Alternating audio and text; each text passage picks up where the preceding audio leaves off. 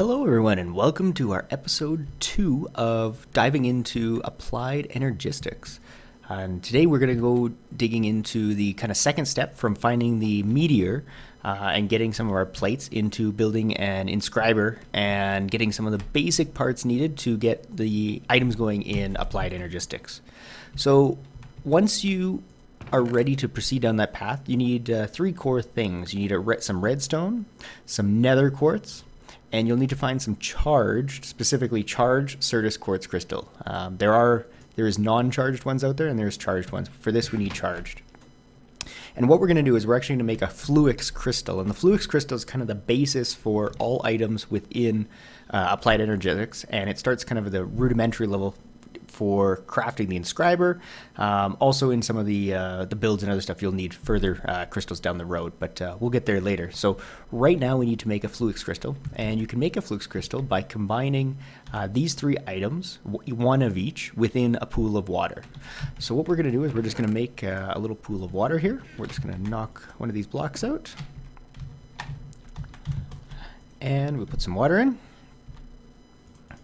And then what we're going to do is we're just going to literally drop, by pressing Q, one of each of these items into there. So we'll put 1 redstone, 1 nether quartz, and 1 charged crystal. And what you'll notice has happened, you can see some of the lightning and everything out, and you notice how immediately those 3 items changed into a Fluix crystal, and I was standing near it, so I picked it up, and it actually turns into 2 Fluix crystals. So 1 redstone, 1 nether quartz, 1 charged quartz turns into 2 Fluix crystals. Now that we have that process in place, or we have that process in place for making the Fluix crystal, we can now make the inscriber. So the inscriber is actually really easy to make now at this point. It takes 1 of our fluid crystals that we just made, 5 iron around the outside with 3 on the right side, and 2 sticky pistons. So we're going to take out our inscriber now, and we're just going to place it, actually I'll just place it over here. So I'm going to put it actually up on top of my capacitor. So we're going to power it, and it's getting powered directly now because it's touching it with the capacitor. So we'll run in power later in a later episode or whatnot behind the scenes. We'll get that all wired in. But now we have our inscriber. So your inscriber you can do a few things with at the same time. One of the first things you want to do is you want to make some silicone press. And to do that, you need to take your press that you found. And in this case, we had some silicone ones here. And we're just going to take some basic raw silicone. And we're going to place our press in one of the slots. It can go in either the top or the bottom slot in this case. And we're just going to place 1 silicone in the middle. And so you'll notice on the right, there's an increment just of the process of it making the item. And you'll notice it made 1 printed silicone. So we're going to go ahead and we're going to make 2 of these right now.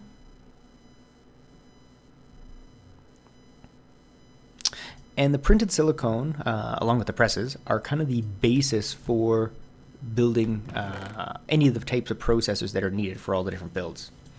So we're going to put this back in there.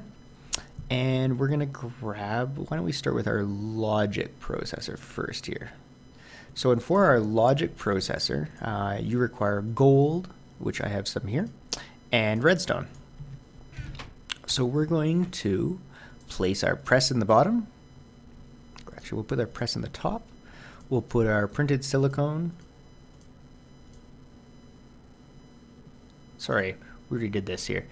What do we want to do? We want to go into printed silicone into gold. Sorry. And that's going to give us our printed circuit, our logic printed circuit.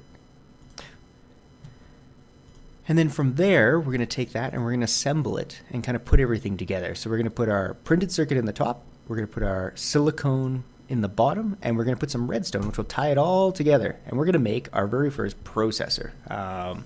With this processor, this can lead into other things, but this is our logic processor. And so the basis of everything in AE basically builds on the 4 different types of processors that you can build with this. So we're going to build one other one. We'll build the engineer one as well. So we'll put these items back.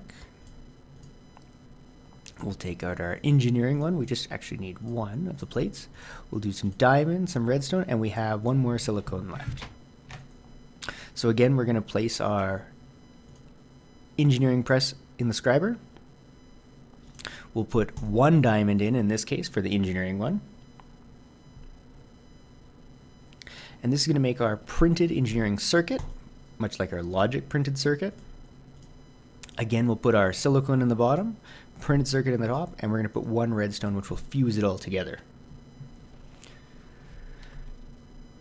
And now we have our engineering processor. So as you can see, you can build on these items, and these are kind of the foundation of getting everything going in AE, and we're going to build on this going forward.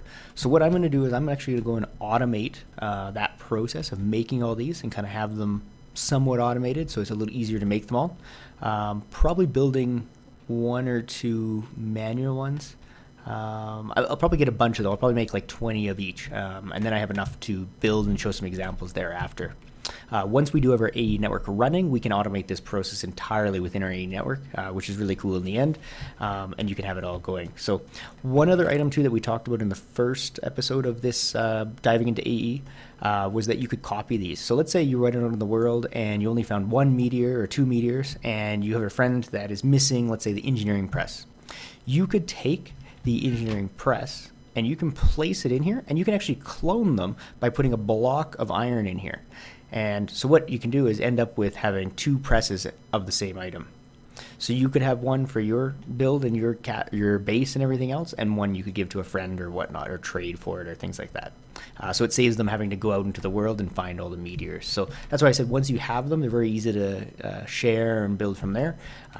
But the initial place and the only place you can find them initially in the world is in the meteors. So hope you guys enjoy this. This is on, like I said, Inscribers, and I'm going to go ahead and build some of these, and we'll carry on in the next episode of seeing what we can start to do with AE, and we'll probably start getting our base system up and running. So like I said before, if there's any questions, comments, put them in the comment section below, and don't forget to subscribe. Talk to you soon.